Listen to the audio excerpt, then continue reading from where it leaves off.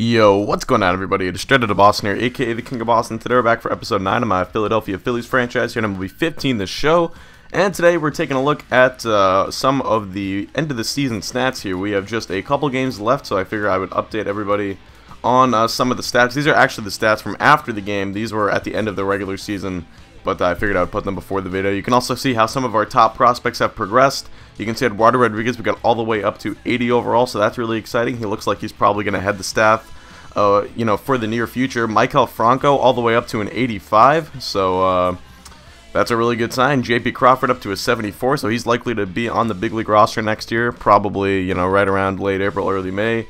You can see Cody Ashley progressed a little bit up to a 75. Guillermo Heredia and Odubel Herrera also progressed a little bit, but we're going to pick this game up against the New York Mets in the bottom of the second inning, and Matt Harvey getting Cesar Hernandez, who got the start today at second base with the high and inside fastball. So Odrismer Despaigne got the start for the Phillies today, and he is going to end up surrendering an extra base hit to Michael Kadai, who takes that one the opposite field into the right center field gap, played off the wall by Odubel Herrera, tonight's starting center fielder.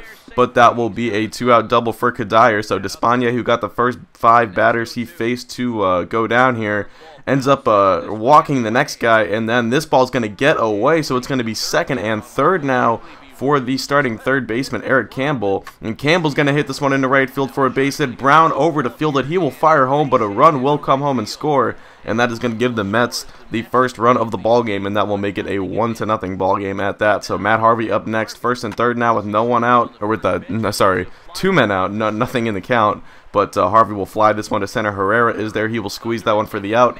And we are through 2 here, or actually I should say through 1.5. But now we're through 2 into the top of the third. Daniel Murphy leading things off for the Mets, and that's going to be hit back up the middle. And that was kind of a common theme here tonight for Despaigne, forcing a lot of ground ballers. Despaigne is a good sinker ball pitcher, gets a lot of ground balls, but a lot of the ground balls were just finding holes for the Mets. Here's Wilmer Flores. He's going to hit that one into right field again. Just a little soft ground ball, but it finds a hole. And Despaigne is the man we picked up from San Diego along with Sean Kelly. I believe that was for Justin Masterson right around the time of the deadline. And I actually do like Odrismer Despaigne in this game. I believe I'm pronouncing his first name correctly, but I'm not 100% sure. But he's got a good pitch mix, and I think he could actually crack our rotation next year. Probably is the number 4, number 5. I think we've got our 3 guys, Johnson, Nola, and Rodriguez. We probably add Jack Flaherty to that mix next year, and we could keep around Despaigne and bring him in as a number 4 or 5 next year, because I do like his pitch mix, and he pitched relatively well for us this year. But he does end up surrendering one more run there, so it's going to be a 3-0 ball game now, or a 2-0 ball game, excuse me, into the bottom of the third, with Harvey dealing so far, and he's going to force Odubel Herrera to ground out here to the catcher, Travis d'Arnaud. As you can see, Herrera's pretty fast, but he could not beat that one out. So we're through 3 innings now. It's a 2-0 lead for the Mets. We already got a man on first for, I believe, actually that's Wilmer Flores. I don't know who I thought was Wilmer Flores earlier, but anyway, that's going to be hit into center field for a base hit. So now we've got 2 men on with, I believe, no one out. For the next batter, Eric Campbell, the 0-1 pitch. And that's going to be grounded to the third baseman, Franco, to second for 1, back to first in time, a 5-4-3 double play. Big double play ball at that. Despaigne forced a couple of ground balls and got a couple of double plays this game, but Harvey's going to loop this one down the right field line. Brown could not get over there in time. 1 run will score. Harvey's going for second. He is safe there, diving in head first, and it's an RBI double for the starting pitcher, Matt Harvey. Now Daniel Murphy up 0-2 count. Murphy's going to ground this one down the line again, a soft ground ball finding its way through, and then Cody Ashley takes his sweet time here, picking up the ball and trying to fire it into home. So Harvey will come all the way around from second to score. The hitter, Daniel Murphy, runs all the way up to second base. Now this is Juan Lagares. This is who I thought was Wilmer Flores earlier. Sorry, I'm not all the way up to date on my Mets batting stances. But anyway, that play right there pretty much sums up to how this game went. Absolute train wreck. Jose Miguel Fernandez with a throwing error. Now a 2-2 count to Lucas Duda. Luckily, Despaigne works out of it, gets Duda to go down on the cutter. That was his first strikeout of the evening here. But now we're into the bottom of the 4th, 0-2 count to Michael Franco. Harvey from the full windup. He's going to get Franco to go down swinging there.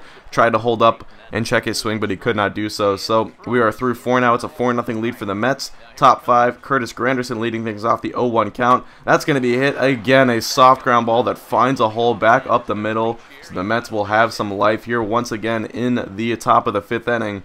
as they got their leadoff man on now for Michael Kadire. The 1-2 count. That's going to be strike 3 swinging on the cutter. Another strikeout there for Despaigne. And like I said, I like Despagne's pitch mix. He's got, he's got the type of pitches he can work to all parts of the plate.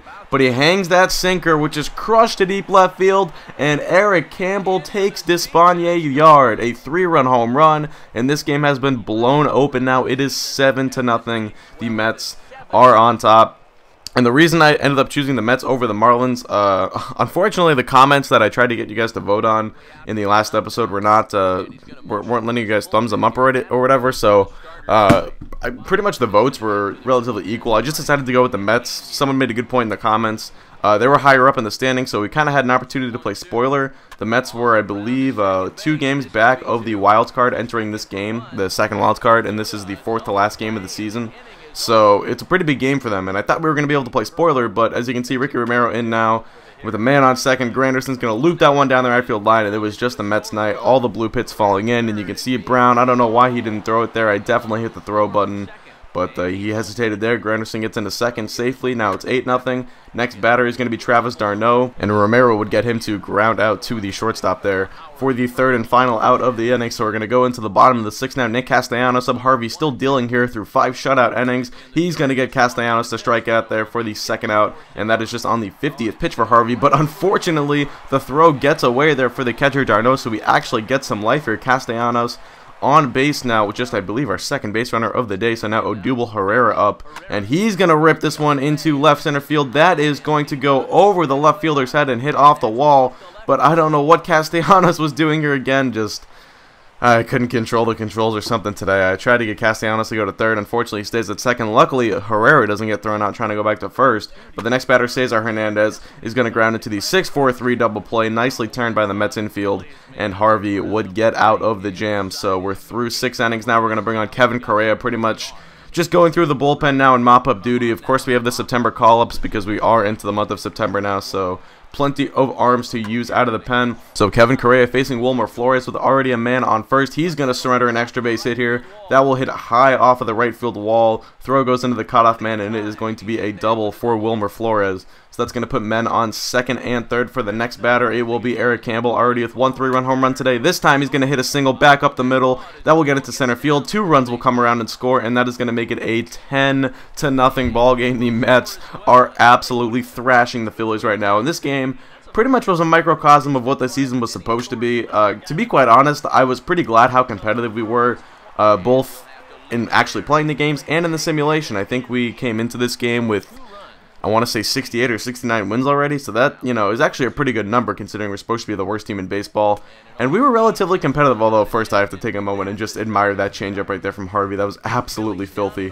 Ryan Howard was going to have nothing to do with that, so anyway, but yeah, I have to admire how the, how the Phillies have, kind of stayed competitive this year, but, this game was really what it was supposed to be. Franco can't dig out that grounder. We made errors. The pitching wasn't there. We couldn't hit. I mean, the team just wasn't focused today. And we ended up bringing in Pat Venditti here, the ambidextrous pitcher, who's listed as a lefty in this game. So you're only going to see him throwing from the left side of the mound, I guess, would be the way you'd phrase that. But anyway, I picked him up when I traded. It was in one of those prospect trades, or when I signed the guys from the free agency list and traded them to the right teams. We got Pat Venditti in one of those deals, and he's only a 53 overall in this game, so I figured the A's weren't going to be missing him too much. But that is going to end up plating 2 more runs for the Mets. As you can see, Conger's tag is not in time. Granderson comes around and scores. So it is a 2 RBI double there for Travis d'Arnaud. Now a 13-0 game. Wilmer Flores up. Flores is going to ground this one to the first baseman. Howard doesn't even, I mean, he ends up throwing to home eventually, but definitely just wanted to get the out right there. No point in going to home in a 13-run ball game. So it's a 14-0 game now for the Mets. Harvey ends up striking out on the high fastball, but they would have plenty of run support for him. We're into the bottom of the 9th now. Still going for that complete game shutout. Dominic Brown grounds to second. They'll flip to Flores for one, on to Duda at first for the 4-6-3 double play, and that would be the ball game. Matt Harvey with the complete game shutout, and the Mets just absolutely thrashed the Philadelphia Phillies here tonight. Final score of 14-0.